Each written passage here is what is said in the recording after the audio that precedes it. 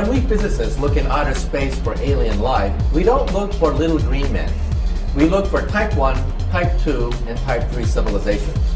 A type 1 civilization has harnessed planetary power. They control earthquakes, the weather, volcanoes. They have cities on the ocean. Anything planetary, they control. That's type 1. A type 2 civilization is stellar. They've exhausted the power of a planet, and they get their energy directly from their mother star. They just don't get a suntan on a weekend. They use solar flares. They use the power of the sun itself to energize their huge machines. Eventually, they exhaust the power of a star, and they go galactic. They harness the power of billions of stars within a galaxy. Now, what are we on this scale? We are type 0. We don't even rate on this scale. We get our energy from, not from stars or galaxies, we get our energy from dead plants, oil and coal.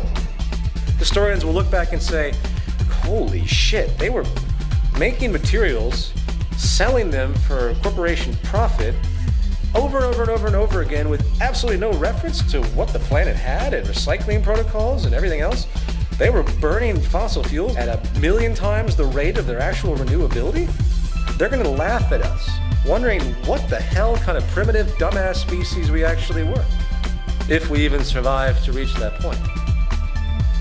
From an extraterrestrial perspective, our global civilization is clearly on the edge of failure in the most important task it faces, preserving the lives and well-being of its citizens and the future habitability of the planet. This transition is also the most important because it's not clear if we're going to make it. When we look at outer space, we see no evidence of type 1, 2, or 3 anywhere. No evidence whatsoever. The mathematics say that there should be thousands of type 1, 2, and 3 civilizations in the galaxy. We see no evidence of any whatsoever. And why is that?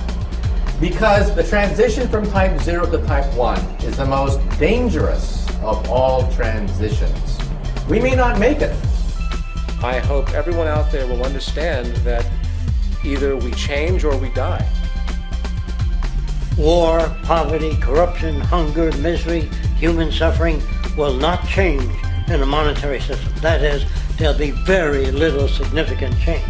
It's going to take the redesign of our culture, our values, and it has to be related to the carrying capacity of the earth, not some human opinion or some politician's notions of the way the world ought to be, or some religious notions of the conduct of human affairs. So again, the generation now alive and our grandchildren are the most important generations ever to walk the surface of the earth. We are the generations that will determine whether we make the transition from type 0 to type 1 or we destroy ourselves because of our arrogance and our weapons. Now, every time I read the newspaper, I see evidence of this historic transition from type 0 to type 1. And I am privileged to be alive in the most important era in the history of the human race, the transition from type 0 to type 1. The old appeals to racial, sexual, and religious chauvinism and to rabid nationalist fervor are beginning not to work. A new consciousness is developing which sees the earth as a single organism and recognizes that an organism at war with itself is doomed. We are one planet.